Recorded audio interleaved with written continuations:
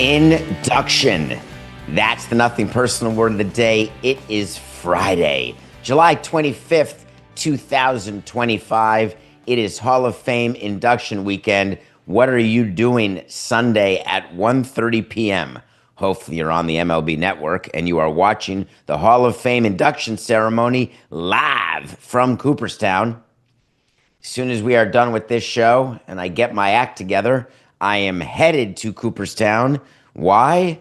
Because how many opportunities will anyone get to watch Ichiro get inducted into the Hall of Fame? It is true that there's going to be a lot of New Yorkers there with CC Sabathia going in. It's also true that it's going to be sad, as one of the inductees is Dave Parker, who died only recently in his 70s. All he wanted to do was make it to live. He had Parkinson's, wanted to make it to the Hall of Fame induction. It is horrifically sad. A great player. He got in through the Veterans Committee, but well worthy of induction on and off the field. It is true that it will be a celebration for Dick Allen, and if you don't know who that is, then watch the ceremony. His greatness with the Philadelphia Phillies. Remember, one of the guests we had, Mike Tolan, will be there and is working on a project that involves Dick Allen, I believe. But the star of the weekend has to be Ichiro, the first Japanese-born player to ever be inducted into the Hall of Fame, the greatest hitter in the history of Major League Baseball. That's Ichiro. 5 tools. We had the honor of signing him in 2015, which started what is now a 10-year friendship with Ichiro, learning how greatness manifests itself, learning what preparation is required to be great, what level of discipline. And he and I meshed from the beginning because we both have this work ethic, this discipline, this need to be both perfect and right and funny and loved and hated. No one hates Ichiro, though. I just threw that in because it makes me feel better. With all of the players that I was able to be in contact with, Ichiro is the number one in terms of approach, in terms of results. Could do anything. His bat was like a wand that a conductor uses. He treats his equipment in a way that no other player I'd ever seen or since treats his equipment. His respect of the game, his respect of the history. He's been to the Hall of Fame as an active player more than any other player had been to the Hall of Fame. He has given more of his memorabilia to the Hall of Fame than any other player. He is going to be giving his entire collection upon his death in what I hope will be 100 years to Cooperstown.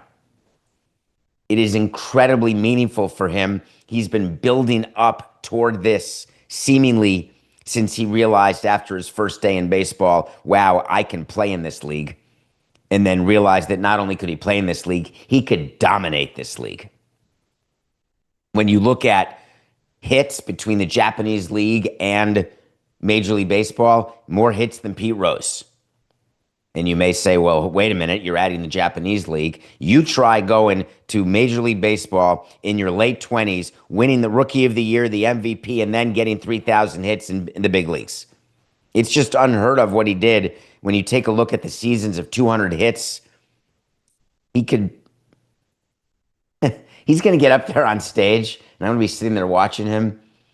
And I'll bet you dollars to donuts that there's quite a bit of English spoken in his speech, and he will nail it, the nuance of it, because he'll be ready. The thing about Cooperstown, if you've never been there, it's a town that is in the middle of a veldt. You have to go to the middle of nowhere, then make a left turn, go for an hour and a half, and then ask for directions. And if you find your way there, and even in the MapQuest world, if you find your way there, it puts the qua in quaint. There's great food. It feels like you're in the movie Field of Dreams. It feels like you're in Chisholm, Minnesota, and you're going to see Archibald Graham walking down the street. Hall of Fame induction weekend, people come from all over, descend upon it. Could this be the highest attended induction ceremony in history? I'm going to ask Jeter when I see him, who I haven't seen since 2015. Derek, you want to be on the show? No, I'm not even asking you. That said, I am COCA. Do you want me to ask Derek Jeter if he wants to be a guest? How funny would that be? Should I film that? Like his expression when he says, F no. Get out of my face, Samson. 1.2 billion, you bastard. Derek Jeter. He'll be there. Hall of Famers, they come back for induction weekend. They're everywhere. Everywhere you look, you can be you see living Hall of Famers who just have larger than life personalities, and you're there, whether you're with your child, with your significant other, with yourself, you just feel like you're a part of something great. One of the things that induction weekend will be missing, in addition to Dave Parker and Dick Allen, it's going to be missing Pete Rose. Pete Rose would always come Hall of Fame weekend and always be in a memorabilia shop signing autographs, including baseballs that he'd write, I bet on baseball. And he would sign his name and sell it. He would go back and forth. He'd be in Vegas a lot signing, but Pete Rose would always make sure he was in Cooperstown. He will be missed. He was a staple of these induction weekends. And I don't think they do a ceremony where part of the ceremony, I don't believe, is the in memoriam like they do at the Oscars or the Emmys, because they won't. But Pete Rose will be missed. Do you know the main hotel is the Otesaga? That is where the Hall of Famers stay over Hall of Fame weekend. You can go stay there anytime you want, just not this weekend. Cooperstown, when it's not hosting the Hall of Fame induction weekend, there is the Hall of Fame there, which is an unbelievable museum. It's hours to go through, and it's as important. This is too much. I was going to say as important as the Louvre, but I'm going to do it a nicer way. It's important as the Frick collection. More important, actually. It's sort of like the Guggenheim. I wouldn't say there's Mona Lisas, but what I would say is there are pieces of memorabilia in there that you look at them, and whether you're a baseball fan or not, you're saying, that's Babe Ruth's bat. That's Babe Ruth's uniform. So many amazing things. So as part of it, you spend the weekend, and you get an opportunity to spend time with Hall of Famers. There's private parties. There's public parades. You're walking up and down Main Street. I believe it is called Main Street. It is a main street. It's one street, Cooperstown. And the Otesaga Hotel is where everyone stays. And they've got a display in the hotel where every Hall of Famer has a wine glass behind a glass display. And what they do is, it's the name of the Hall of Famer behind a glass, in a wine glass. It's alphabetical. When a Hall of Famer passes away, they put a fresh flower in the wine glass every single day, every day for a year after the player passes. And so you go through and you look at all of these names and all of these people, and then so many of them just appear in the Otesaga. I was there for the Bobblehead Museum opening just a few months ago, and was with Wade Boggs. And not Look at Me Louie, just Wade Boggs. He'll be there again this weekend. Just, again, one of the best hitters you'll ever see. He didn't know about the wine glasses in the Otesaga, and then realized it and went to see his. And it was a cool moment when he just sort of looked and said, wow, that's me. Yes, that is you, Wade. The other person I'm excited to see, and you gave this to me, the audience, COCA, mentioned a player's name at davidsamsonpodcast.com. I do see as many emails as possible. You told me that Curtis Pride is going to be there.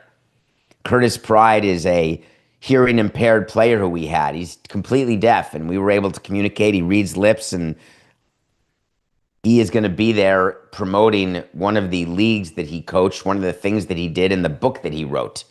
So I'm excited to see him. I'm just excited in general, COCA. After this show, I'm going to relax, be done for the week, and then get in the car, do the 8-hour trip to Cooperstown, and get ready for a heck of a weekend. If you want a guest Hall of Famer, let me know. Get to davidsamsonpodcast.com, or if you're on the chat, Nothing Personal Live with David Samson, throw out a name of a living Hall of Famer who will be at the ceremony, and I'm happy to go up to them and say, hey, our audience would love to hear from you. Would you care to be a guest on Nothing Personal? Don't give me Derek's name. I'm not approaching him. Maybe I'll do a selfie with him.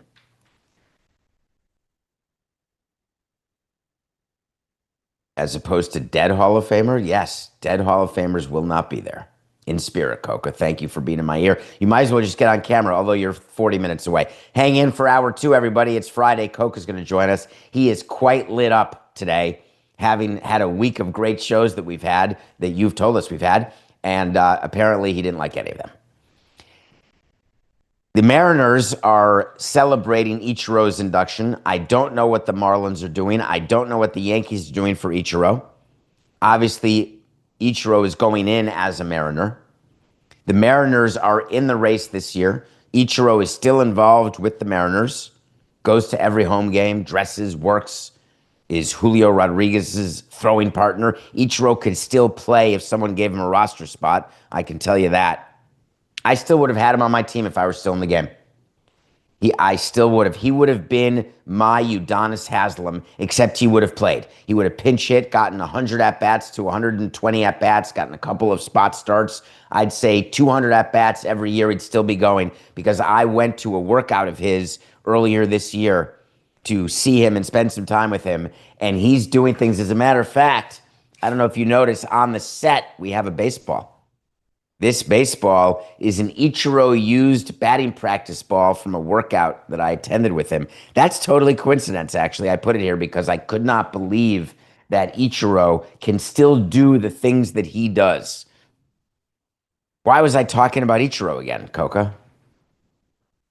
I lost my place. Mariners. The Mariners made a trade. Thank you, COCA. All right, let's do that in a way smoother way. 4, 8, 6, 9.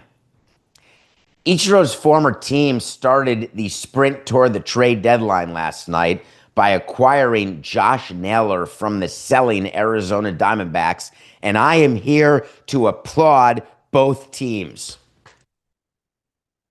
I rarely do that. There's got to be something I can criticize. There's got to be something that we could go viral, because it can't be the stupidity of the front office of X, Y, or Z. No. The Arizona Diamondbacks are out of the race, and even Ken Kendrick knows it. You can't get swept by the Astros. You can't be 3 games under. You cannot be 10 games back in the division and have to climb over 4 teams. You can't have that level of delusion unless you're David Samson during the prime of his career. If you don't have that delusion, you sell.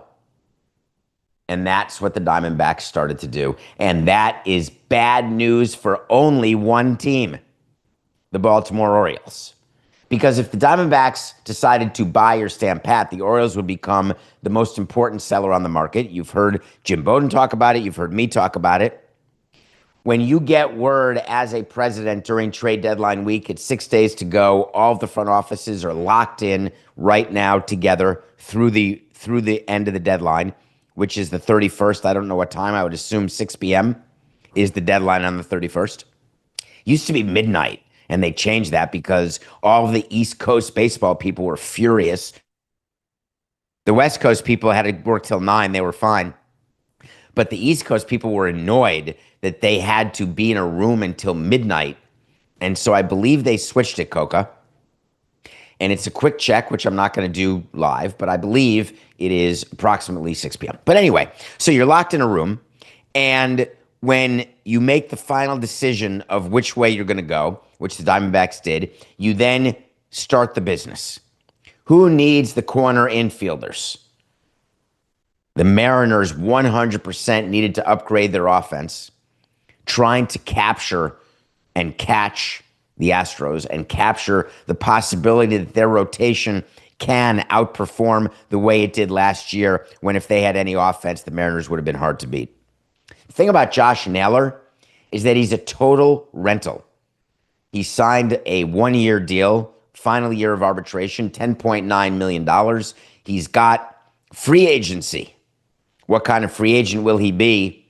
Is he in this day and age a $60 million player? 4 years at 15. I mean, that would be incredible. He'd be super happy. Josh Naylor will help the Mariners. The prospects, I don't know them. The 13th and 16th rated prospects. I'm not the guy you tune to who says, oh, I know everything, and then makes up stuff. I don't know Brandon Garcia. I don't know Ashton Izzy. Whether or not they pan out doesn't matter. It'd be nice if they did. The Diamondbacks save about $3.8 million of payroll. That is significant savings, and you're not going to re-sign Josh Naylor, but you could. But now you get 2 extra prospects who may work, who may not. You save the $4 million, and you could go full Yankees. Let Chapman go and then bring him back, which they did in 16. But I want to tell you about the Naylor trade in a way that other shows may not. I drafted, part of our organization, 2015. I remember when we were approached by our scouting director, hey, we got to take this Naylor kid. We had the 12th pick, and he was a high schooler, and he was big, B-I-triple-G, and they said he's going to have power. We don't exactly know where he's going to end up, likely at first base just because of his size, but he can play some corner infield spots, could put him in the outfield, but his bat is a major league bat. So we sign him, we give him like, I don't know, COCA, we'd have to go back and look, but I'm going to say like two plus million, maybe $2.25 million signing bonus, which was not nothing 10 years ago. And he goes into the minor leagues and he goes on a list.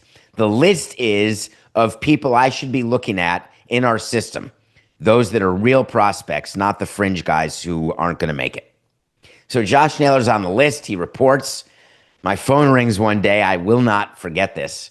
It was sometime in 2016. You can forget the date and not the event, in case you're thinking I'm not being consistent. And a phone call comes in from the GM who says, hey, we got a small problem with Josh Naylor. I said, what happened? Like with prospects, it could be anything. Well, he stabbed one of his teammates. I said, what? No. Like, is he in prison? Do we need a lawyer? What are you talking about?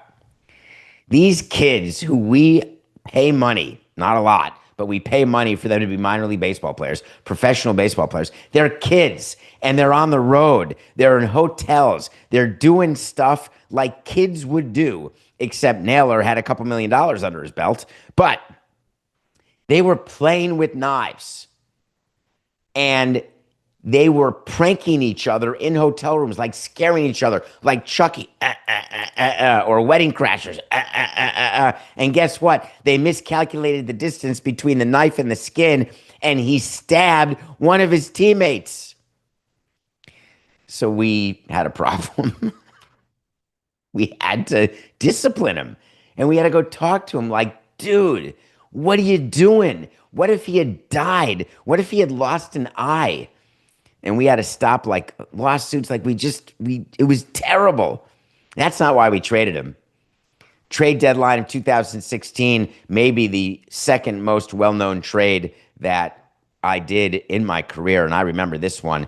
It was 2016. We were ready to go. Jose was pitching great and alive.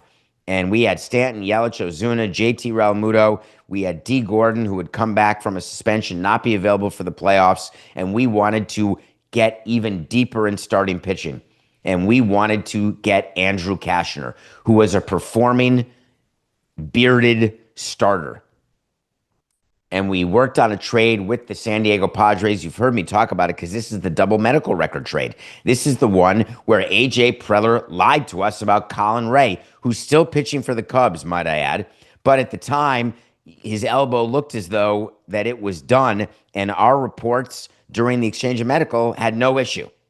So when we found out, we rescinded the part of the trade that had today's pitcher for the Mariners, Luis Castillo.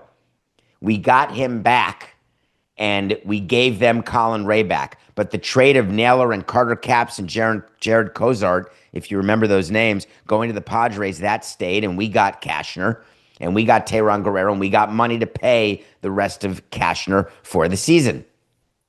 And when we got Luis Castillo back, we then moved him for Dan Straley, who just retired, actually. He was playing overseas. The thing that I remember about the trade is that putting Naylor in the trade was very important to San Diego. And for us, he was He was young. He had that issue when he had gotten in trouble for the knife incident.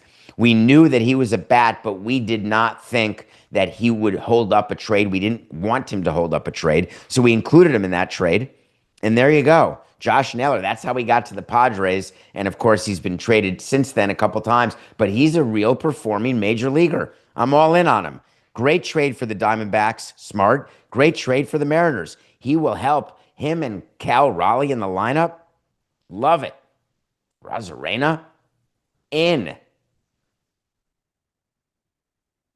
Speaking of in, the Commanders appear to be in the District of Columbia. Big news yesterday. Donald Trump is demanding that the Commanders rename themselves the Washington Redskins. And what that did is that got the people in D.C. and the owner of the Commanders, Josh Harris, talking, saying, listen, we don't think the president has any power here. However, why don't we go ahead and hurry up and get this deal done and get this deal voted on? So it turns out that what the president was trying to inject himself into may have been the final to get it over the finish line. The deal to get the Commanders a new stadium on the RFK site in D.C. has been complicated. And you're going to read today about concessions that the Commanders made. And that is how a vote is happening so quickly, like on August 1st. I want to tell you exactly how this goes down because I've done it.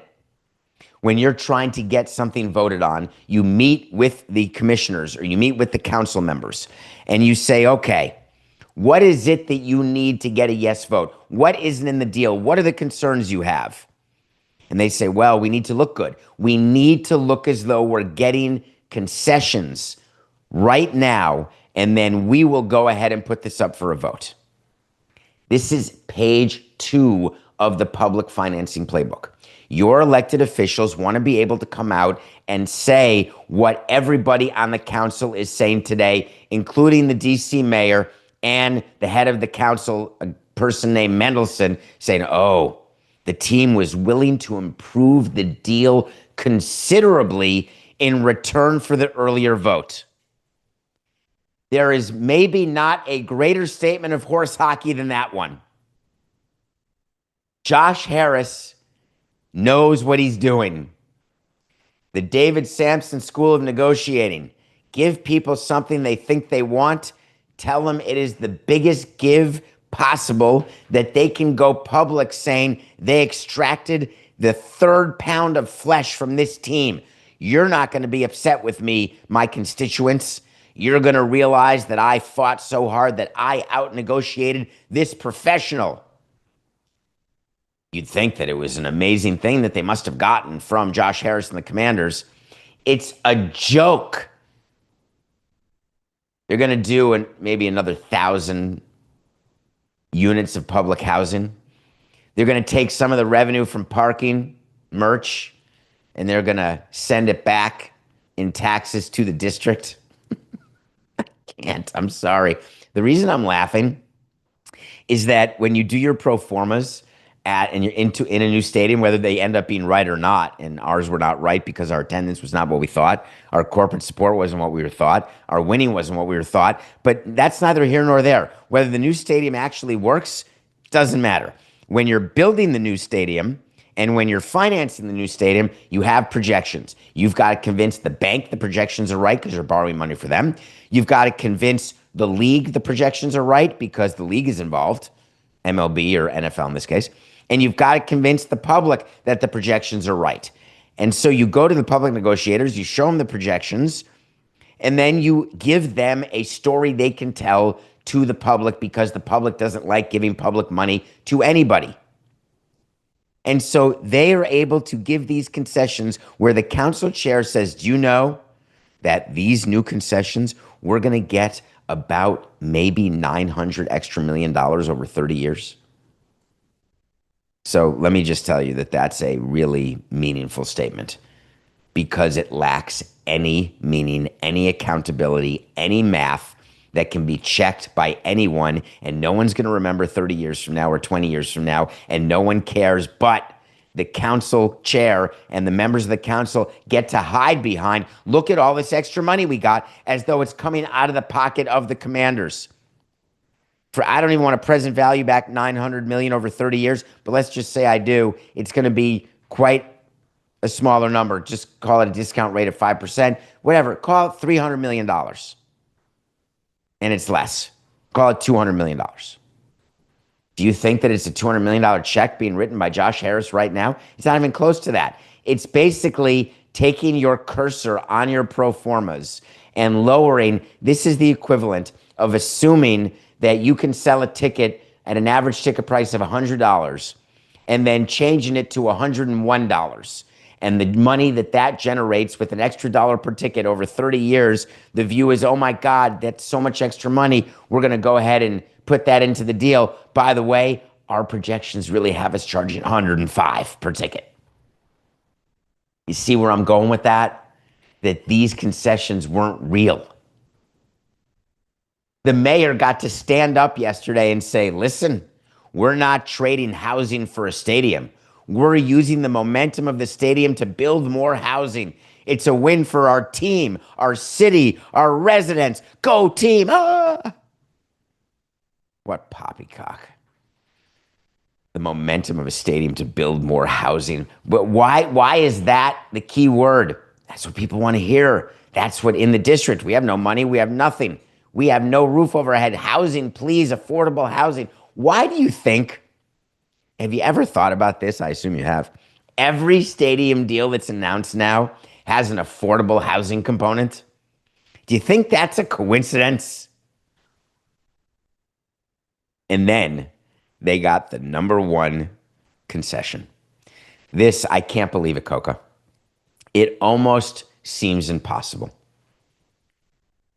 This is when you stand up, if you're on the council, and you say, I am better than every single other negotiator in any other public entity ever. I just got the Commanders. You're not going to believe it. Sit down. If you're exercising while listening to this show, you better stop or hold on to the treadmill because you're going to fall off. Listen to this concession. The Washington Commanders have agreed to relocate its senior leadership and sales office to D.C. What? Oh my God. That's big. I don't know if you know this, but where they were going to have senior leadership for the Commanders, they were going to have them in Idaho. They were going to have them maybe in Montana during the summer, maybe in the Hamptons during the winter, maybe in Puerto Rico during the spring, and maybe in California during the fall. Maybe just touring around with James Taylor, winter, spring, summer, or fall. Where do you think the headquarters are going to be? Do you know that when you build a new stadium, hold on, wait for it, there's office space for the senior leadership and for the salespeople and marketing people and finance people. You put offices in the stadium. It's part of the plan that you're paying for, public. Oh, yeah. It's huge. I mean, is everyone okay? Do we need to call any paramedics? Did anyone have the big one thinking to themselves that the senior leadership of the Commanders will now be located in D.C. where the stadium is? I'm sorry, COCA. I am. Congratulations. There's public sound on July 29th and 30th. That's when the public gets to go to a council meeting before the council takes a vote or the commission, and you get to take the microphone and you get 2 minutes to talk about how much you hate the deal or love the deal. And do you know the impact that has on the vote of the deal? Zero. None. It is just the law that the public has the right to give its point of view in front of the council members, and they ignore it. They're doing other work. They're pretending they're looking at you, but meanwhile, they've got their assistants behind them. Go watch video of these meetings. They've got their assistants behind them. They're looking at paper. They're doing various things. They could not care less what the public actually thinks because the vote's the vote. They know where they're going to vote, and they got their talking points. We got the office space. Way to go, Chachi. If you have any questions about that, I would firmly expect you to ask them of me. We do a whole segment on Wednesday called So You Want to Talk to Samson, which is based on the movie half-baked and the character named Samson. We have an hour of voicemails. I've got a phone number on the screen. If you're listening to this, pick up the phone. Don't be embarrassed. Believe me, we've heard some crazy messages. 631-377-4869. Make sure, give us a call. You may make the show. Let's do a review, COCA.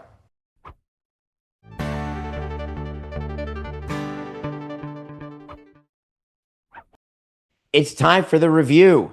This is a COCA special. On Friday, July 25th, you will be hearing from COCA in roughly, 23 minutes, where he will join me for hour 2 of this show. But in the meantime, he asked me to watch this movie, and I promised him I would, and I did. It's an animated film called KPop Demon Hunters.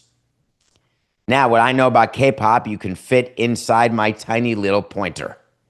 Unmanicured at the moment, actually. So I didn't know what to expect. Animated movies? I'm in. Musicals? Of course. COCA said it's the best soundtrack ever. It's like #1 in the country, and then it was #2 in the country. He said, David, you're not going to be able to get the songs out of your head. It's a great story. He was 50% right. Great story. I couldn't name one of the songs right now. It's like going to A Gentleman's Guide to the Galaxy. It's hard to remember any of the songs, but you just loved it while you were watching. I loved K-Pop Demon Hunters. It was an hour 43 of action, of music, of realizing there's an entire part of the world that is doing business in a way that makes me thankful for all of the subscribers. Please subscribe on the YouTube channel. But people are doing things that just are a lot more popular than what we're doing. And I'm working my butt off, and so is COCA and Jack. And we deliver this show to you every single day. But there are people who turn on the camera and start dancing and singing, and then boom, like 1 million views and subscribers. Of course, there are some K-pop bands that are bigger than the Beatles, for crying out loud. And they're a manufactured talent, and they do great, and I'm happy for them. So this is about a sing-off. What's the movie with Will Ferrell and Rachel McAdams where they go to a sing-off, COCA? Eurovision. So it's the K-pop. Thank you. COCA's on it because he's going on the air soon. So he is dialed in. It is the K-pop version of Eurovision, and there's a whole contest, and who wins, who can save the planet and kill the demons or be a demon. Are you a demon? You got weird veins. I think you're a demon. You wear long sleeves. I don't know whether you're a demon. Reminds me of people trying to cover up their tattoos by wearing sleeves. What's the purpose? The tattoos are there. Let people see it. What's the bottom line? Watch the movie. Do it for COCA. You owe it to COCA. He never asks you to do anything. K-Pop Demon Hunters. It's a solid movie. You've got a weekend to watch Stick. I watched the finale. It came out Wednesday. I watched it. I will review it Monday. Owen Wilson and the guy from The Girl Next Door and Mark Maron and the girl from Your Honor. Stick. Watch the whole series. It's quick. You'll love it. I don't want to start with something negative. It's not nice. I have a whole thing I want to talk about now with Austin, Texas, and the fact that they think they're going to get a Major League Baseball team, and they're not. But do I just go and talk about what the Austin Baseball Commission CEO is doing, trying to get baseball? Or do I just start at the conclusion and work my way backwards by saying, Austin, I enjoy your city. It's super fun. I agree that if you combine it with San Antonio, you got yourself a market worth talking about. I understand that MLB is going to expand for sure. I understand that you appreciate that you are not at the top of the list. You know this. Unfortunately, you have no chance of getting a team. Ever.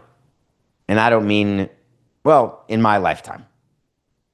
I love that there's a baseball commission that is working with a group of people to find a money source to identify land for a ballpark. I love that there's PR and that you're going on CNBC and trying to drum up interest. Do you know why I love it? Because I'm having flashbacks of my association with Major League Baseball being inside the game. If we're going to extract the last dollar from an expansion fee, we need optionality. We need cities. We don't want Nashville to think it's a slam dunk at all. We don't want Salt Lake City to think they're good. We don't want Vancouver to think, oh, we're pretty comfortable. We don't want Montreal, well, whatever. We don't want Montreal to do anything. It is so critical that we've got many, many cities involved. That's another dollar fine, COCA. It's so critical that they have so many extra cities involved in the expansion process that would it surprise you in the least if baseball, not the commissioner, not the deputy commissioner, we're talking like 5 levels below, people who don't even with a snorkel get to surface to breathe in the public rarefied air that we use for PR in the sport of baseball, if they're in touch with the Austin people saying, you guys got a shot. I'm telling you, you come up with stadium plan, you find a big name billionaire owner to fund like $3 billion. I'm telling you, you're in. All you got to do is go public. Talk about how things are going. Again, I love Austin. It's fun. It's got some tech companies. It's got some great hotels. It's got some great food. There is great partying. The demographics, I'm in for all of it. A third team in Texas? It's simply not going to happen.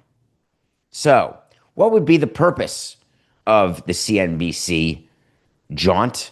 Because if baseball wants you to do something and you want a future where you're trying to get baseball for your city or you're just trying to keep baseball on your good side, when it is necessary for a public discourse, you're going to do it.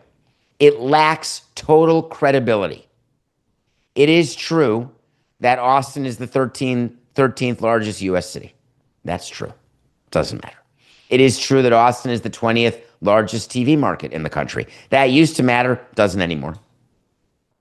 It is true that there are a group of tech billionaires that could be identified who could be the control person. That's also true. It is true that they have a chance to find a way to finance a 40,000 seat retractable roof stadium because that's what everybody says when they don't have a stadium plan. We are now working on a 40,000 seat retractable roof stadium. That's like par value of a bond. It is what it is. It is right down the middle. If you were really serious and Austin really had a chance, what they would say is, hey, given our market, we've looked at a bunch of locations, and we believe that a 32,500 seat retractable roof stadium that is built with the following amenities would be very special for Austin and unique to Austin, and this is what we are trying to do if we can get the go-ahead for Major League Baseball. That would be good.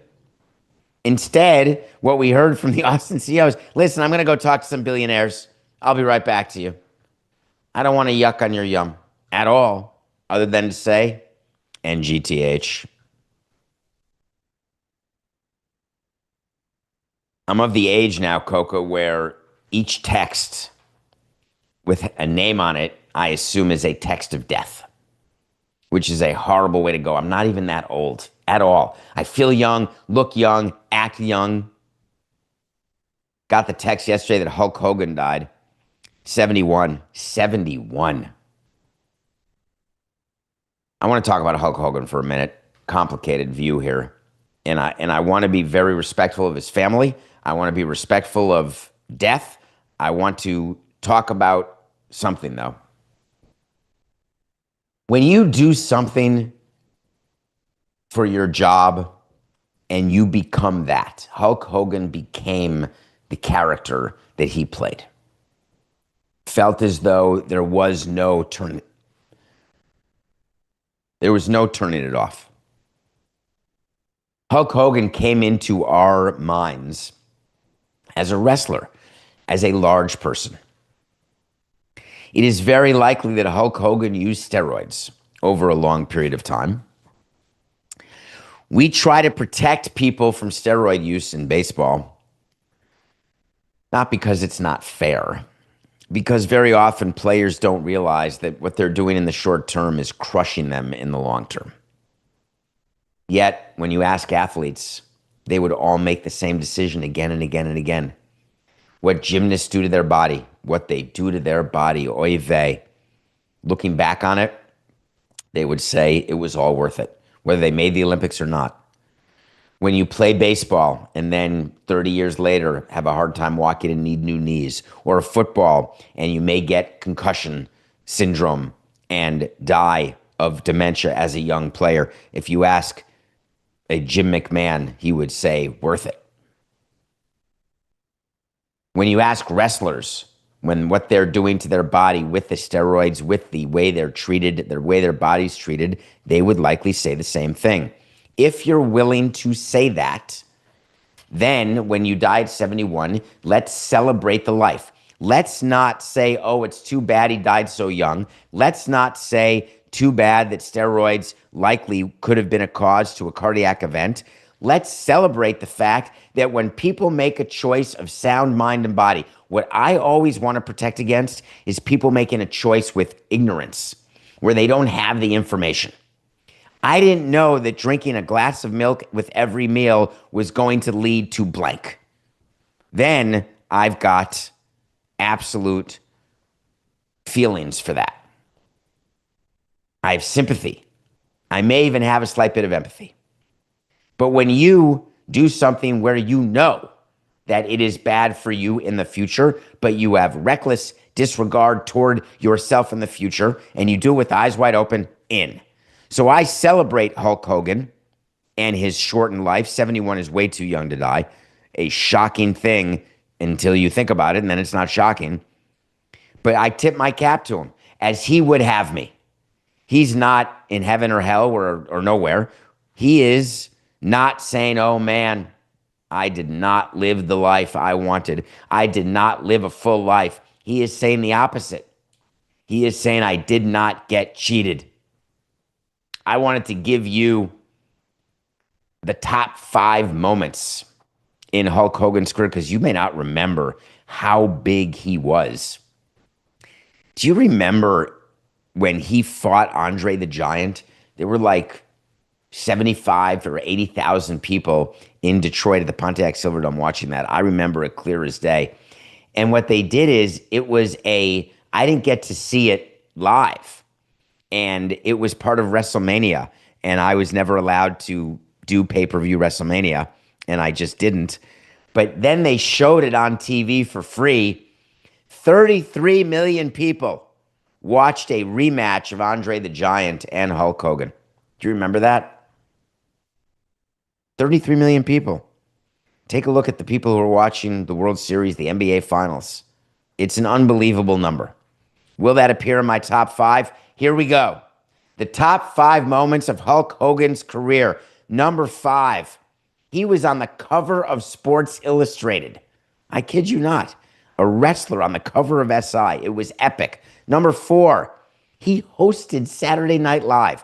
I don't think you realize the star that Hulk Hogan was. He hosted SNL. That's not for the lack of famous people. Number 3, he spoke at the Republican National Convention. Just this last one. Hulk Hogan, relevant, 40 years. Did he have politics you don't agree with? Fine. You agree with them? Great. Doesn't matter. Hulk Hogan, a wrestler, spoke at the RNC. Incredible. Number 2, he shared a ring with Andre the Giant. That was an amazing piece of theater, an amazing piece of television. The number 1 moment in Hulk Hogan's career for me, go watch Rocky 3. Even if you haven't seen Rocky 1 or Rocky 2, even though Rocky 2 is better than Rocky 1, but I loved Rocky 1, Rocky 3 is mediocre at best, and then it goes down from there. But Hulk Hogan is in Rocky 3, and back in the day when Rocky 3 came out, it was the place.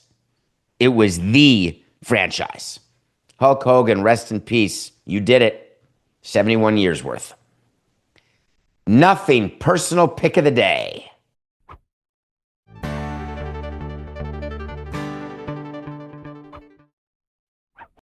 Anyone going to have a wait to see that Dylan Cease is going to get traded by the San Diego Padres?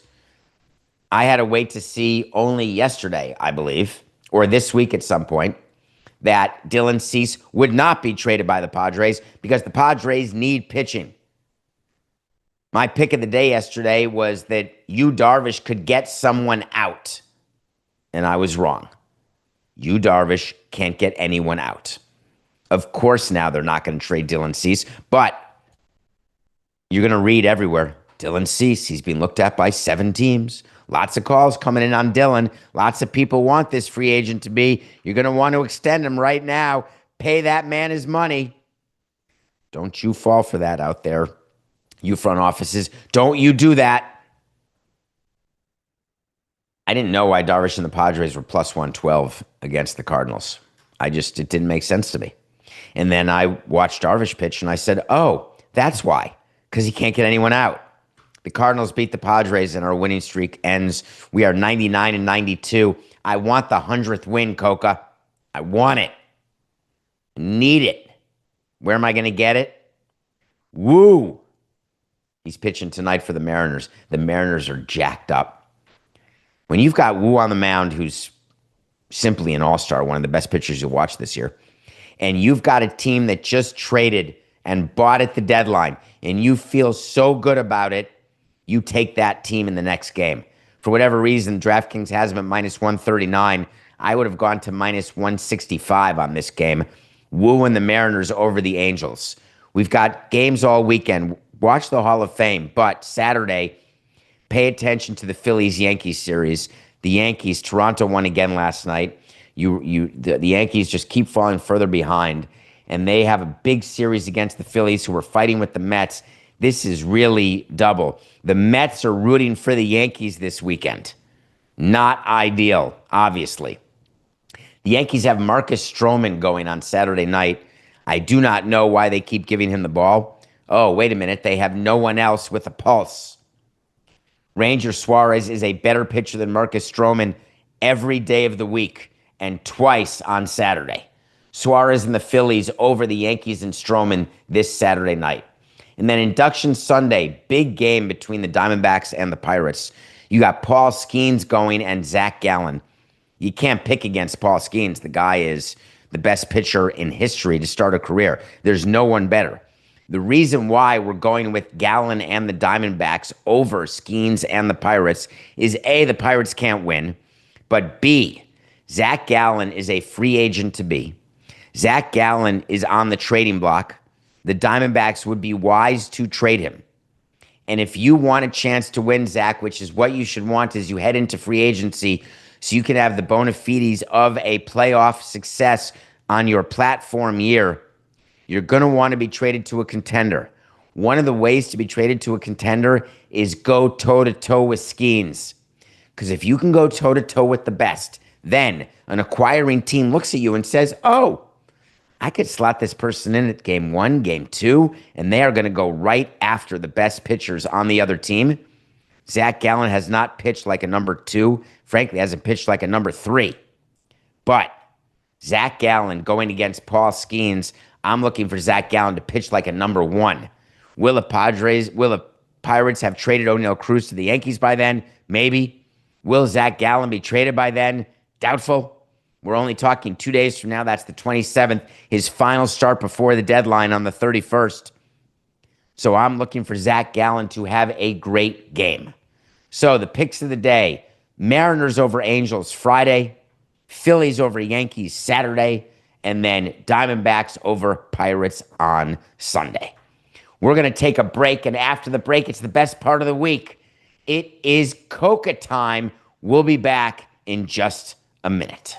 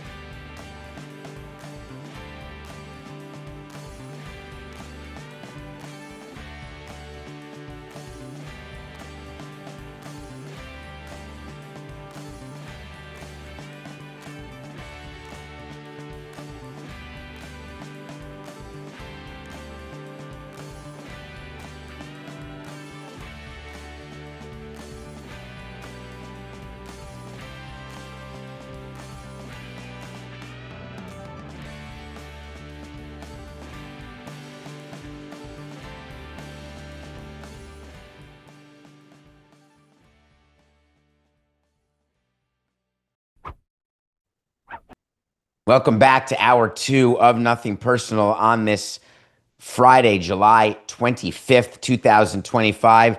A special shout out to my eldest. Happy birthday. I have a 30-year-old child. Yikes. Amazing. Friday's hour two, you know what that means. I've been working with this man since we started Nothing Personal in October of 2019. You saw his face. You didn't know he was real. Episode 500. Again, episode 1000. When we went to 2 hours, we said, wait a minute. We got to give COCA an hour out of the 10 that we do every single week. So every single Friday, second hour, here comes Matthew COCA. Get up here, Matthew. Yeah. What's up, man? I have two things to talk about before we really get started. The Are you first thing grumpy? is, well, I'm just a little bit grumpy from that first hour, and I think some of this needs to be addressed. Okay. What was that Hulk Hogan list that you just gave?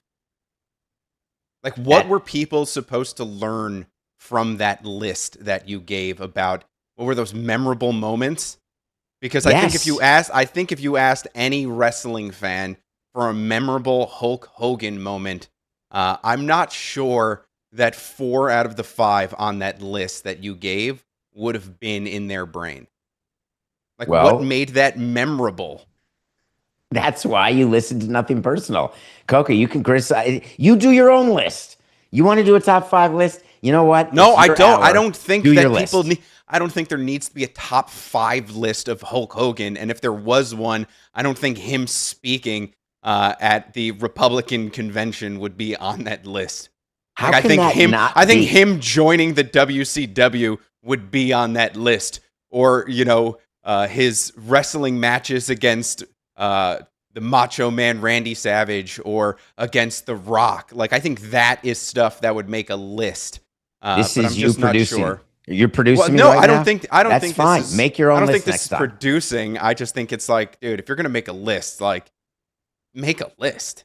I did make a list. Number I two, put it in the number show. two, number two on my grievances from the first hour would be your review of K-pop Demon Hunters.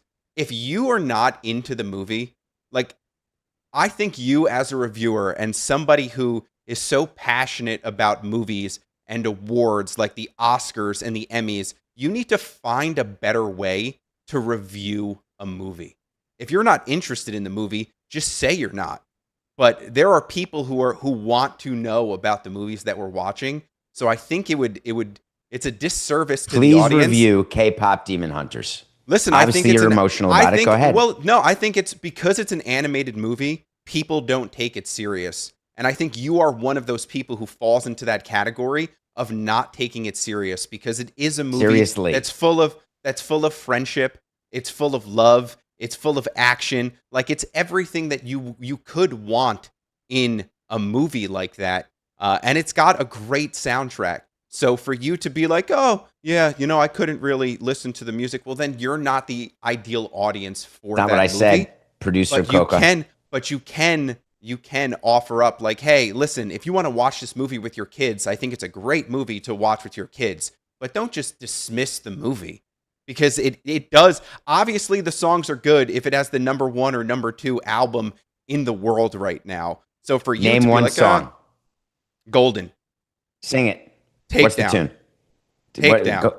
Go ahead. What's the tune? Why do I have to do that?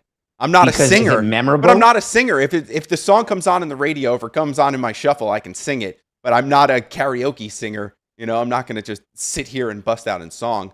But I think it does a disservice to the audience for you to dismiss how good of a movie that actually was. How often Just because does it's the animated. K-pop soundtrack come up in your shuffle, in your algorithm of shuffle? Is it often? Yeah, it's in Matthew's favorites. So if I turn on Matthew's favorites, it's in there. I didn't say I didn't like the movie. I just said I can't remember any of the songs. And I said there's great musicals where I can't remember the songs after the movie, and that doesn't make it bad. I said that it was interesting. I didn't talk about what I think is the incorrect nature. I left this out of the review for you, COCA. I didn't talk about what I felt was the way that these animated characters were built it makes unrealistic expectations for both young men and young women, seeing the bodies on these animated characters. Like, oh, I can look like that. It's like the Barbie look. It's the old story. How do I look like Barbie? Well, yeah, you can be Margot Robbie if you want, but other than that, you really don't have a shot. That's what you took away from this. You didn't take I away. couldn't stop looking at that. But any of the lessons about friendship, about accepting who you are, like those are the real deep meanings that are part of movies like this. But that's why I think if you're going to review a movie, I think the way that you should review it is two ways. It's how did you feel and how did you enjoy that movie? And the second one is, if you are the target audience for that movie, how would you recommend that to somebody? So let's say if you're somebody who likes animated movies, or if you're not, how do you review that movie for those people? And I think sometimes you forget that is part of reviews, is that you're not the target audience, but you can look at it in the view of a target audience. So I happen to completely disagree. So I want to be very clear how I review movies. The movies that I review that I tell you I like are movies that I like. Not that they're good or bad. They're movies that I like, that for whatever reason I like them. And the way you're supposed to befriend a reviewer of any kind is you read the reviews, then you watch it, and then you see whether you agree or disagree. There may be people like you, where if I review something well, you know you will not like it. And if I don't like something, you know you'll like it, which means I'm the perfect movie reviewer for you, COCA, because when I like something, skip it. When I don't like it, watch it. And if people watch and like what I like, then if I like something, they'll take the opportunity and watch it, and they will like it too. And then over time, you get to know which reviewer. So for me, growing up, a guy named Ben Lyons. It wasn't Siskel and Ebert, it was Ben Lyons. And he was a reviewer in the New York Times. And I can't remember what years it was. I just know that, and it was Jeffrey Lyons, excuse me. He would write a review, I would read it, and everything he said, I felt the same way. Very strange. And so you just get to know that. Anyway, COCA, I'm not arguing with you about movie reviews anymore. We do this every day. We've been reviewing movies for 1,300 episodes. You don't like the way I review it because you don't think I do the movie. I don't do the audience proud. Don't watch the movies then. Well, I just think that sometimes the lessons need to be really straightforward for you to pick up on them, but it's also the animated thing. Are you impugning my intelligence? No, because That's you fine. wouldn't watch Puss in Boots. You wouldn't watch it, and you still haven't watched Puss in Boots, and that was a movie that was nominated for an Oscar. It's Take your suggestions off. The only animated movie that I remember you reviewing and actually watching was a movie that had zero dialogue and was one of the most boring things I've ever watched, and that's that Not movie. true. I think Flow. Flow was unreal. And but what about Inside Out 2? There was no dialogue at all in that movie, and you're like, oh, this is it. This is the one. Did you see that movie? Did you see what they did when that thing went down the river? Inside Out 2, I reviewed when it came out. Inside Out is on my top 100. Aladdin is one of the best movies I've ever seen, and I saw it in law school with my friend Michelle, and it was life-changing. 30 years ago. Thank you. But does it matter to you? But I'm just saying, you have 3 movies in recall in 30 years. I think you need to accept that animated movies are fun and should be taken serious. Will you acknowledge that I listened to some of your suggestions, and I've said that they're some of the greatest pieces of art that I've ever engaged with? Yeah, but that's what I'm saying. It's like when you suggest things to other people, you should suggest it with that person in mind. And I think when you suggest movies... No, it's not, because that's what knowing another person is. When COCA, we're talking to tens of thousands. Yeah, but you just said my suggestions to you and your suggestions to me. Anyway, let's move on. Your suggestions. Do you believe? To me let's please. We'll move on because I think the audience is a little bored with this conversation. Me too. Do you believe in curses? Like when you were running the Marlins, were you like, listen, we might have to be cursed because the season just isn't going the way we thought it was going to go, and no matter what we do, we still find ourselves outside of the playoffs? Because if you're a Jets fan right now, do you think that you are cursed because you had Aaron Rodgers 2 years ago and you were like, this is our year, and then boom, he snaps his Achilles, and now it's Justin Fields, and the first practice with Justin Fields, and everybody basically has a heart attack when they see him, going off the field in a cart, and it turns out I that thought he he has dislocated his toe. yeah, it's a dislocated toe for him, but it's just like a team like the Jets, who haven't been back to the playoffs in like 14 or 15 years. Was there ever a moment when you were running the Marlins where you're like, I don't know what's going on. We need a Serrano in here to get the demons out of this clubhouse. I say F you, Joe Boo. I do it myself. No, I think that I'm not a big believer in curses because it's different players. I remember so clearly the Billy Goat curse in Chicago. People actually thought there was something to that, or Babe Ruth curse in Boston. It's just that, math happened and they just didn't win for whatever reason. And then the Cubs won a World Series, the Red Sox won a World Series, and that's it. On to the next curse, so to speak. I don't believe in the voodoo, sticking the pins in, and all of a sudden you feel, ow. I don't believe in that. I don't believe that players, and I've had conversations with that, it's a great thing that broadcasters do because it's part of the media notes that are given by the team's PR people to members of the media before every game. There's daily media notes. And one of the media notes would be, let's say, when the Marlins are playing the Phillies. In the last 15 years, the Marlins are 10-30 against the Phillies, as though that's meaningful. It's been totally different players, totally different managers, totally different times. Like the history, when we have a player, hey, we got to play this guy because he's 3 for 4 against this starting pitcher. Well, 3 for 4, like that's 4 at bats. Well, what are we saying here? That's a trend? I'm not going to sit my best player to play a bench player who happens to be 3 for 4 off today's starter. It's completely asinine. The whole concept of curses makes no sense to me. Am I not a believer? Yeah, because I believe in science. I believe in math. I believe in what's in front of you and what you can feel, see, hear, smell, touch, and taste. And billy goats and dead players? Give me a break. So I do have a big view on that, Coco. What do you believe in curses? I can't hear you. You did it. You just did muted. it, Coco. Some you teams, some teams, it's just like, it always just feels like that is the team. Like that is the team where something wrong is going to happen. Like even when the going is going and it's all good, something just happens and everything goes to bad. So who was the guest we had this week, Coca, who was a fan of teams and didn't have one title his whole life? Evan Drellick. Evan Drellick. He was Jets, Mets, Knicks. I think I got it right. He was a guest earlier.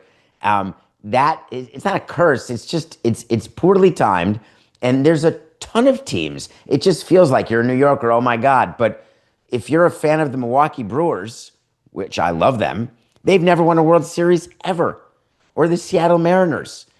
How about Seattle? Let's talk about them. The Seattle Supersonics. They won it in 1979, and this Thunder title doesn't count. Seattle Mariners have never won. Have the Seahawks won a Super Bowl? Mm-hmm.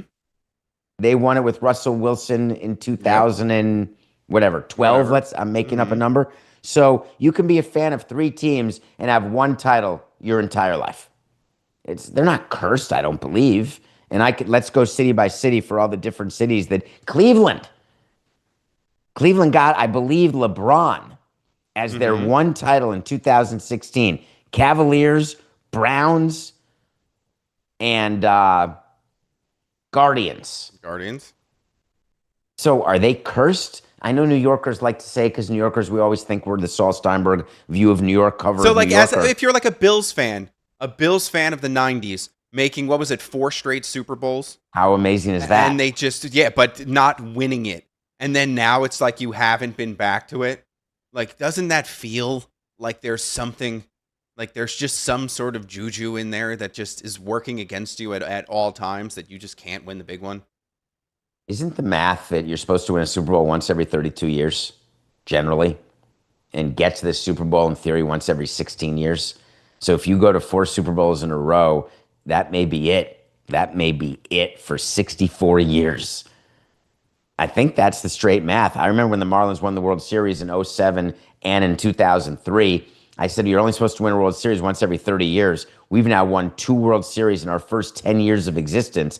If we don't win another World Series for 50 years, in 2053, we will still have won the right number of World Series. And I remember doing that math thinking, that's insane. How can that be? But look at all the different teams out there. More than most don't win it once every 30 years. When you were with Pudge early on in your career, or you saw a young Miguel Cabrera play, did you know at that moment that, like, this is what a Hall of Fame talent player is? Like, was there something that sort of separated them from the crowd? And I'm not talking about just on-field performance. I'm talking about the way that they carried themselves, or what you saw in practice. Like, what to you was like a good indicator, like, what I'm seeing right now, this is greatness? It's funny you asked that, Coca. Pudge was already a Hall of Famer when we signed him. Nobody wanted him in 2003. We gave him 10 million bucks and said, come play for the Marlins. It came out of nowhere. He was only with us a year, and that's the year we won the World Series. And then he went on to play for Detroit. He signed a huge free agent deal with them. He got like $40 million over 4 years from the Tigers at that point. And so he was already a Hall of Famer. And when we got Ichiro, he was already a Hall of Famer. The question is, do they have a different approach? We talked about Ichiro in hour one. You look at Pudge, you just look at the way that he is when you're a veteran, and when you know you've had a Hall of Fame career, you're just revered. You're looked at differently by the staff, by the young players. But the more important question, and the interesting one, is when we called up Miguel Cabrera in '03, did we think he'd be in the Hall of Fame? The answer is no, because why would you think that anybody would be in the Hall of Fame? It's so hard to be a Hall of Fame player. Did we think Cabrera had a chance to rake? Yes. Did we think he'd help our team? Yes. Did we know that he'd be in Triple Crown winning MVP, first ballot lock Hall of Famer who never won another World Series? No. People who say that, they're trying to make themselves smarter than they actually are. You have great prospects. When Giancarlo Stanton's taking BP as an 18-year-old, you're thinking, I can't believe the power that this person has. He's going to hit 500 home runs in the big leagues. Barely anyone hits 500 homers in the big leagues. And I think Stanton still can do that, which would put him into the Hall of Fame, by the way. So it's such a strange thing that scouts do and that media does. You try to crown somebody early with a title. You try to project what they're going to be. And that's the job of a front office. It's the job of insiders in the media to try to think they can do it. None of us are any good at it. We think every one of our first-round picks is going to be a performing big leaguer. We think every one of our third-round picks. We think everyone we trade for. I thought Andrew Cashner would come in. We talked first hour about that trade. I thought he'd come in 2016, and we'd ride it right into October without a question. He stunk. So I just, there's no way to know. But are Hall of Famers different when they're 20 and 21? No. Hall of Famers are different when they're in their 30s, and you look at their career and say, wow, this is unreal what they did. Speaking of the trades, because when you brought up the Cashner thing, and it reminded me, so everybody has talked about this trade deadline and sort of said, hey, the Diamondbacks are going to be the sellers, you know, the Twins, the maybe the Orioles will be the sellers. Well, we had one trade where it's the Josh Naylor trade. Are there multiple teams that are just sitting around just waiting for that first trade so they can sort of gauge what the cost is going to be this year? So it looks like in this trade, the Diamondbacks got, I think it's like the 13th and the 16th prospect in the Mariners system. So are you sitting back, if you are the Yankees or the Mets or any of these contending teams that are going to be looking for trades, and you're just waiting and waiting and waiting for that first trade to happen so you can say, okay, this is where this deadline is going to be? Yeah, there are two philosophies, Coca, at the trade deadline. One is when you make the trade early, you make it in June, and you give your team an extra 4 to 6 weeks to have the ad and to see whether or not they can go on a run and possibly generate another ad, or they stink and you turn that buy into a sell. The other plan is when you do things really close to the deadline. This Naylor trade is sort of neither here nor there. It happened on, July 24th. The majority of teams are going to wait toward the end of the deadline, which is July 31st. Did we check from the first hours at 6 p.m.?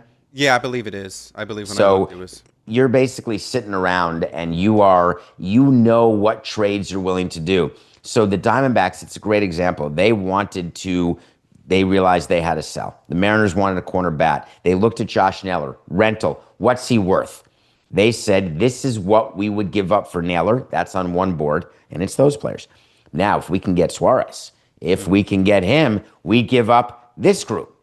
And you speak to the team, and they say, well, I got to tell you, no, you're not hitting the bid on the third baseman, but you've hit the bid on the first baseman. And then you get to decide if you're the Mariners. Do we wait? Do we wait for the price to go down, or do we buy now? It's very much like the stock market. It is impossible to predict. It's possible that on July 31st, that Naylor would have still been available, and that would not have cost two prospects in your top 20. 100% possible. But at some point, you decide as a front office, I'm happy with this trade. It's the trade I was willing to do. And if I'm willing to do it, I should be willing to do it today, yesterday, or tomorrow. And that's what happened with the Diamondbacks and the Mariners.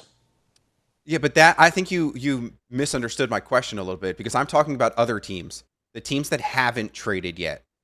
So the ones that are sitting there, waiting in the wings to be We're like, not okay, reactive. Okay. We're not reactive. Because that's what I was more talking about. Yeah, no, I'm sorry.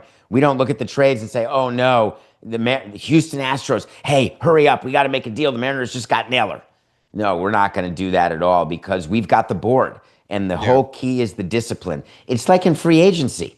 You would ask the same question. If your competitors in your division have had a great offseason, does it put more pressure on you to sign guys or to increase your payroll or to increase the offer when the agent calls, which is what Boris would do?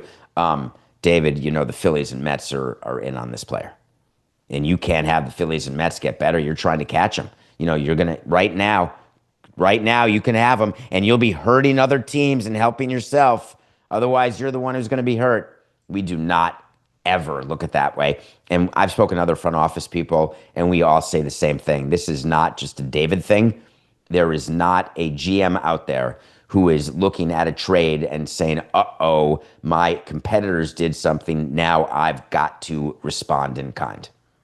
One of the big media stories that we really haven't touched on this week is what's going on with ESPN and the NFL, where the NFL looks like it's going to offload the NFL Network and Red Zone to ESPN so that ESPN maybe can put it in its DTC offering.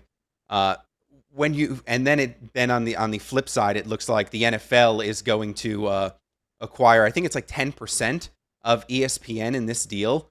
When you look at a deal like this, and you look at how strong the NFL business model has been, do you think the NFL is really the side that is smarter here by sort of getting away from these properties, these TV properties, by seeing what the landscape is like, and viewership is going down across the board on television, except for NFL games just continue to grow stronger and stronger. So if you're the NFL, do you really want to keep doing this business, or do you want to just do what they're doing and give it to ESPN? So both sides of this, where's your head at?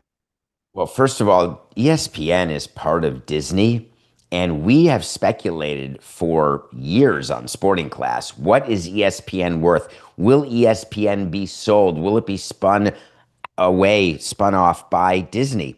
What's Bob Iger's thought?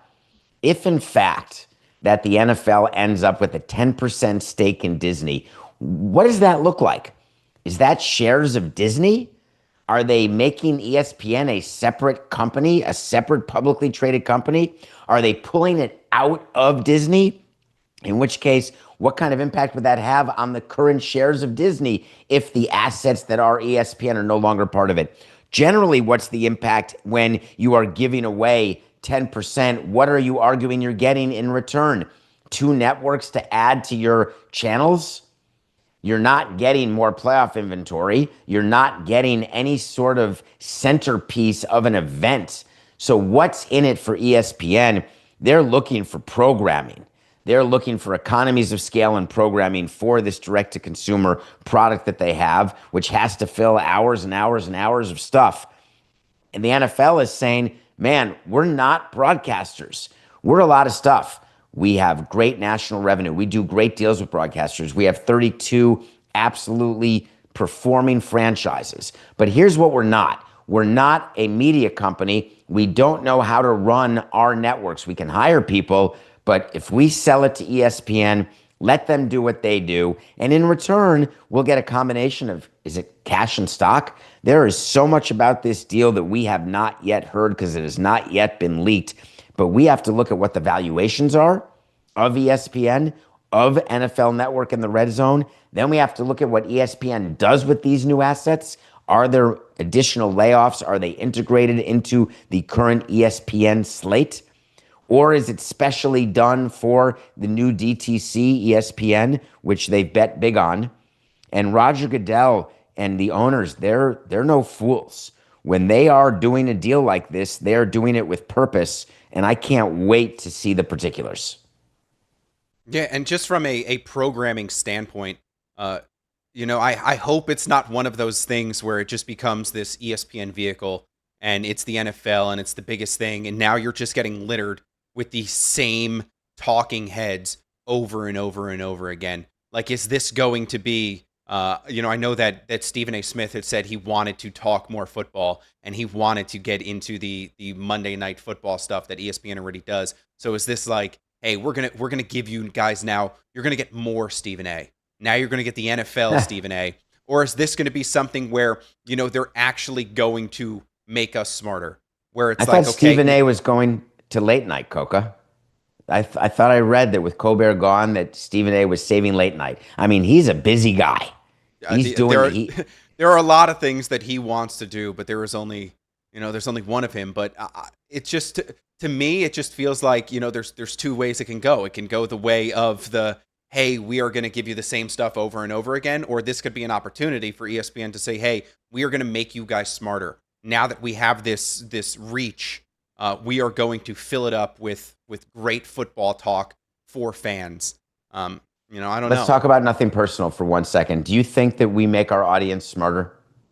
I'd hope so. Okay, and do you believe that my neutrality is necessary for that? That if I wanted to get back into baseball or get back to running a team, I'd have a hard time being honestly critical of leagues or the union or of individual things that are happening? Because I believe that with all my heart, COCA, that's what makes our show different, is that I had that 18-year career. Now I want this as my forever career going forward. ESPN and the NFL as partners, do you think for 1 second we would put up with MLB Network saying something negative about an owner?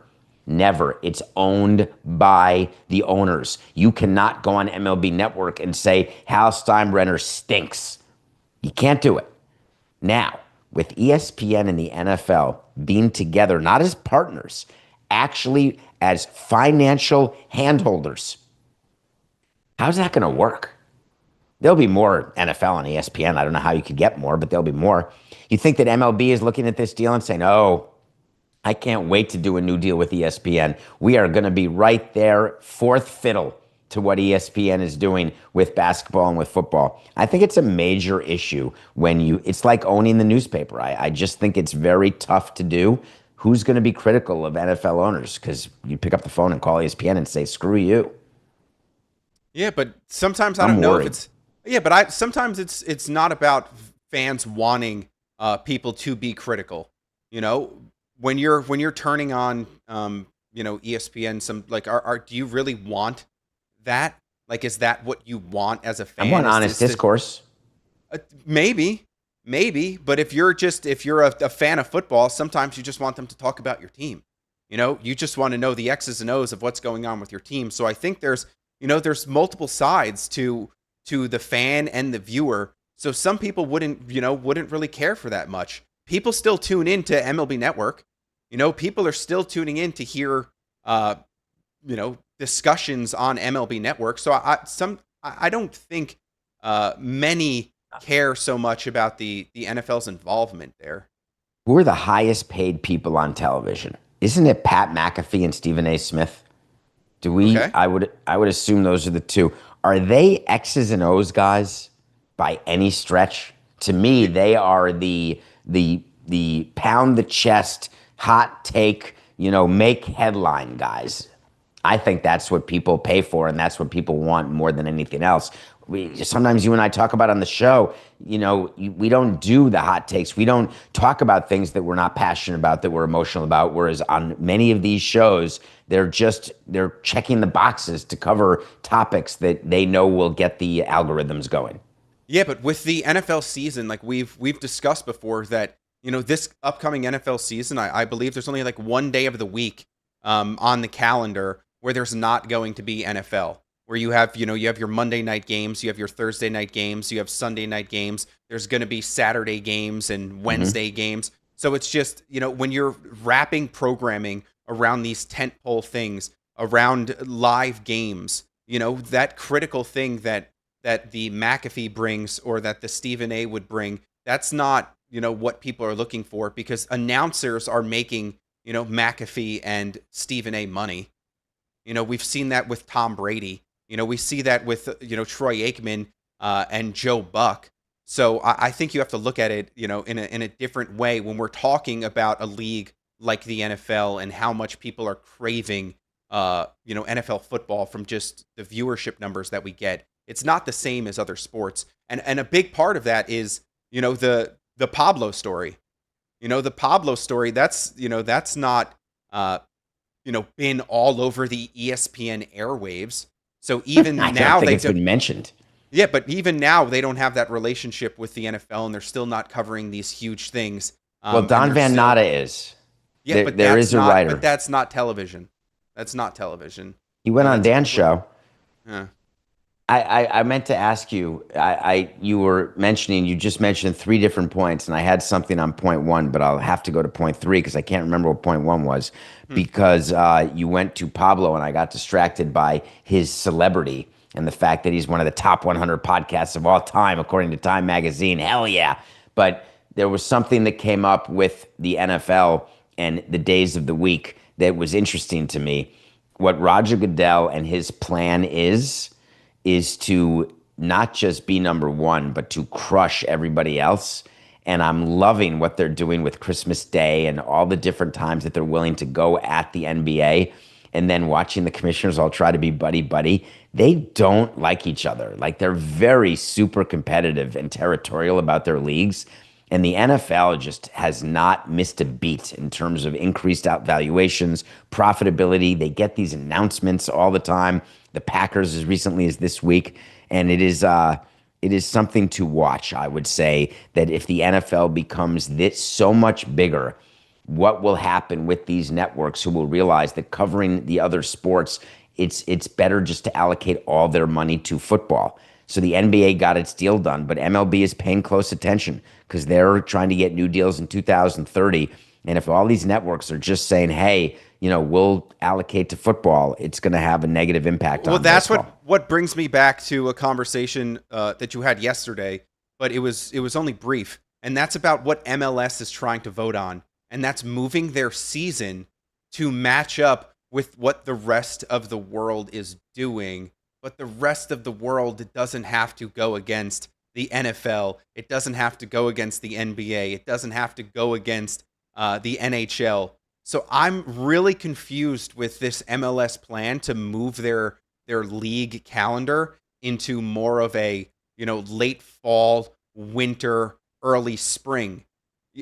To me, it makes no sense, because when Don Garber is coming out and he's telling you that there's 120,000 unique viewers watching their games right now Yes. on Apple, and that's with a summer swing, that they have, where it's just Major League Baseball and you have the WNBA. To me, this is them just admitting defeat. It's them saying, "Hey, we are not the league that we think we are, because we don't really care too much about the viewership, because nobody's going to watch us then if they're not watching us now. Maybe we'll be able to still continue to fill up our stadiums, but are we just a feeder league to the rest of the country, I mean, to the rest of the world? Are we really just the retirement home that people say we are, the retirement league, sorry, that people say we are? Because there's just no way that they are going to get more interest and not less interest by going up against, three way bigger leagues than what they have to do right now. Quick, when is the CFL season? You know? I have no idea. Okay. When is CFL? the yes? Okay. Let me pick another one. When is the Korean baseball season? Do you know? Isn't it right now? So the answer is I don't know. The answer is I Uh, couldn't tell you. I believe that it's similar to our baseball yeah. season, but I don't know. The CFL, is it similar to football season? Don't know. What I do know is that when you're MLS, what you're saying is that you believe that you will get more attention, not less, by playing during the time when EPL is playing, that it will help with transfers, it will help with getting players to play for you, that there's a cadence that soccer players have and a cadence that soccer audiences have. And the thought was that if it's during the time when people are focused on their world football or our soccer, that MLS wants to be a part of that. Where I disagree, and it's very, I guess, similar to what you're saying, is actually a fan of the Seattle Sounders. This is really the question we should ask, COCA. Is anyone just a fan of the Seattle Sounders or Inter Miami without being a fan of Real Madrid or any of the other teams, Liverpool, whatever? Is there a chance, because you can be a fan of the New York Giants football team and not like any other football league. You can be a fan of the New York Knicks and not like any other basketball league. You can be a fan of the New York Yankees and not like any other baseball league. Is it the same in soccer, Coca? Or do we think that everyone who's a fan of an MLS team is definitionally a big fan of another soccer team? Yeah, I'd imagine that they're definitely fans of other soccer teams. There's no If you sport like, like that. yeah, I mean, it's like the MLS. It's like if I was a fan of like the Double A Binghamton Rumble Ponies, which is the Double A team for the Mets. Like that would be me just being a New Jersey, New York Red Bulls fan. But I'm not. Like I'm a Tottenham fan, and I'm way more interested in what Tottenham is doing than I am, with what my local team is doing. But then there's also, the NFL season is in full swing, and the NBA is in full swing, and the NHL is in full swing. So it's just like, what are they? I'm trying to understand. But you have What time to they're watch Tottenham, don't you? Yeah, because of the time difference. Yes, because of the time difference, games end before NFL games would start. So if they're playing on a Saturday, games still end before college football. If games are played on Sunday, games still end before the 1 o'clock, NFL games really get into it, and I'd have to watch that. But I'm still interested. It's great to wake up at 8 o'clock in the morning on a Sunday and be able to just throw on, an EPL game and watch that game. It's great at 10 a.m. to do it. So is the MLS going to, play games at 8 o'clock in the morning? Yes. Is that what's That's going to what they happen? should do. It's perfect, actually, because then it's the afternoon in Europe and it's evening in Asia. And just say to the players, listen, here's what we got to do. This is the games. When I played Little League as a kid, we'd have like 8 a.m. games. Like, that's pretty normal. You're the early game. You're like, oh, I wish we were the 11 o'clock game. But sometimes you're the 8 o'clock game. That would be amazing if MLS, because if it's streaming, what's the difference? Stream it whenever you want, stream it live. Maybe that's the key. That's the problem why only 120,000. By the way, what's a unique visitor? A unique viewer? A unique viewer. Thank you, Coca. It's gotta just be, a certain person is tuning in, so not multiple. So like Personality sometimes, driven? no, I believe that like I believe that when you are a view can count as a like anybody who tunes into the stream for I think there's like an average duration that you have to be in for Nielsen to pick you up as a viewer. But a unique viewer is a single individual, I believe, tuning in. I mean, that's what it is for most of what we do. And when we look at the data for the podcast, a unique listener comes from one device. It's a certain device that is tuning in for a certain amount of time. So I believe that Don Garber threw that in to try and confuse people. a bit. So I don't really know if that's going to be like the Nielsen number that other leagues are using. So if 2 million people are tuning into, some other event, I don't believe that's the same as what Don Garber is talking about when he's talking about MLS.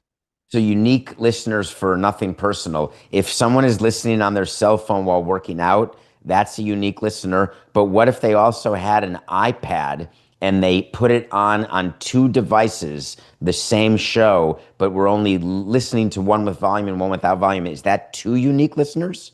No, because I think it might be like account driven. So I think if like you were signed into an account, they might be able to pick up on that. Um, So we can yeah, get but it robots would to be make up device. accounts? Well, listen. That is what people do. I listen to a podcast. I listen to a podcast, and in the episode of the podcast, this guy did this, and he called up one of these. Essentially, they're like rating factories where you can hire a team of people from different countries that will just rate and review your podcast to get your podcast number in the top 5 of the Apple or Spotify charts, because that's how more people can see what you're doing. And nobody really knows the formula in which a podcast makes it into the top 5 or the top 10 or any of these top lists that Apple has. Nobody knows the formula. So you can see a show in there that you would be like, oh, this is the number 1 show in the country. Like, it makes sense. Like if it's Rogan.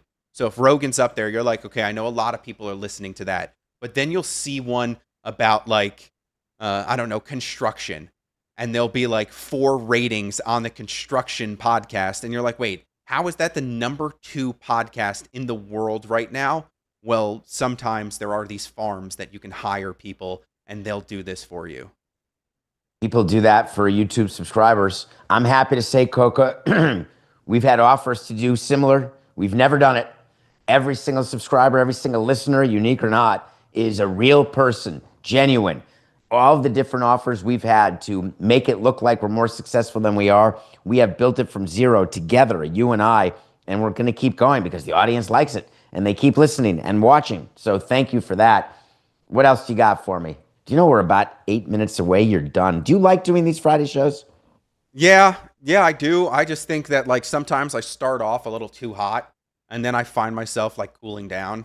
When I mean reps. cooling down, it's like finding that rhythm. So the speaking about rhythm, speaking about cooling down, the last story I want to end with is what happened in a Little League game in New Jersey. And I need your honest take on bat flips. Because bat flips are they're just a part of baseball now. That's it. Like, it's just the cool factor in it. Most of the time when people are doing it, they're not showing up the other team. They're doing it as a celebration in the moment of what they're doing. Well, a 12-year-old in New Jersey was going to be suspended for 1 game because he bat flipped a 2-run homer. But he was lucky enough that his father was a lawyer and brought this to court, and the judge ruled in favor of the family because Little League promotes bat flipping on their social media channels. Wow. What was the score of the game when the kid did the bat flip on the 2-run homer? Was it like a walk-off? No, Was he I'm not. I'm down not really 10-0? sure. I'm not really sure. Do you what the think it score makes a was. difference? Because I do. But listen, I'm not a fan of the icky shuffle when you're down 35 points with 4 minutes left in the fourth quarter and you score. I don't love that. I love the guys who take the ball and they give it back to the referee and then go line it up. It's like when you score a goal and you're down 5 goals with 4 minutes left in the third period in hockey. Score the goal, you can do a little quick high five and then go. And there are some people who say celebrate no matter what. 2-run home run, down 10 runs in the 9th inning with 2 outs, celebrate it like you just walked off. And I'm a big frame of reference guy, COCA. If you're doing the crazy Joey Bats bat flip and it's not a meaningful home run, to me, you look like an idiot. You got to save it for when it matters. And I love a good bat flip when it matters. I'm actually partial, because bats are very dangerous, and I've been around big league bats. I'm partial. I love the throwdown. the bat where you take the bat, you're running toward first and you slam it. Love the bat slam as a celebration. The flip can be errant, and then you're like, oh, sorry, you have a gash in your head. But the slam leaves a mark on the turf. Love that. What do you think about the second part of the story, which is actually the bigger part of the story, is that a judge ruled in favor of this family because Little League promoted bat flipping on their social media channels. So listen, what the lawyer goes into court, and this just will frustrate me to no end, and I'm happy to talk about why our legal system drives me insane. But this lawyer is taking a judge's time. And what is the cause of action? That his son is missing a Little League game, that his son got suspended for a Little League game. So I'm gonna go get an injunction against the suspension. And then there's got to be an evidentiary hearing. Does it have to happen now? Is it an emergency temporary injunction that is required because there's going to be such damage that it's so severe that little Johnny boy missing a game is the end of the world? Give me a break. But all of that legal mumbo jumbo aside, do I think it's the right thing that they suspended a kid for bat flipping? I do. Why? Because kids flipping bats, they may promote it and they shouldn't, but a rule against bat flipping for kids, there's a different rule when kids play ice hockey or when you're playing in a business school league, there's no checking allowed. It's not big league hockey. When you flip aluminum bats and you're a kid, those are scary instruments. And I don't trust a kid to flip a bat not into another kid. So I would say it should not be allowed, and I'm totally fine with the suspension. But if you look at the bigger picture of this, though, this now opens the door for other people. If a company is promoting, if a company is promoting stuff on social media, this judge just ruled in favor of somebody being suspended because of a league promoting something on social media. So like for me, it's like this. This opens the door. This opens the door for other cases like this. You think that you can sue? Can you sue a dating company because your date stinks? And every commercial on social media about this dating company is, oh my God, the sun is setting. There's going to be some action jacks and things are looking positive. There's love, marriage, and everything that comes with it. Oh my God, I had a terrible date. I'm suing. Yeah, but what if you're banned from a dating site because of for being creepy? Well, I'm just saying, you brought up the dating thing, so that's what made it weird. It's harder for me to do that, to say that. But for something that they're promoting on their social media channels, this to me is like, now Little League is upset. Little League is upset that this happened, and they're upset because of the, unsportsmanlike nature of what happened. But there is nothing in their rule book that says you can't bat flip. But now because they promoted it on social media, a judge said, hey, if you are going to promote this, then you're okay with it. So now for other companies and other places, if they're promoting, Applebee's is promoting, people jumping up on tables and singing and dancing, can I go to court if I get kicked out of an Applebee's jumping on the table and singing and dancing? Why can't I? Because you're not allowed to do that. It's a commercial. Are you upset when there's a movie trailer that has a clip in it that isn't part of the main movie? You're like, oh, that got edited out. Just because you see people dancing on a table, you see a lot of stuff in the movies. Well, that's actually something that did go to court. Right, I remember. Who was it? Anna de Armas, I believe, was in a trailer. Misled into thinking that they'd see Anna de Armas. Was that you? I wouldn't have sued, but I definitely would have been very angry and sent a very mean email to whoever would ignore it. If you saw a movie that was supposed to have Anna de Armas in the trailer and then you watch the whole movie, you're like, where the hell's Anna de Armas? Yeah, I think it's like one of the most recent James Bonds that like she's in it and they had her all in the trailers for it. And then you watch the new James Bond and she's in the movie for like 4 minutes. And you're like, she looked like she was she looked like she was the star. All right, I'm out of here. That's it. Have a safe weekend, everybody. Another week. Thank you, everybody. Remember, we'll be back Monday. We'll talk about the Hall of Fame induction weekend. Have a great weekend. It's just business. This is nothing personal.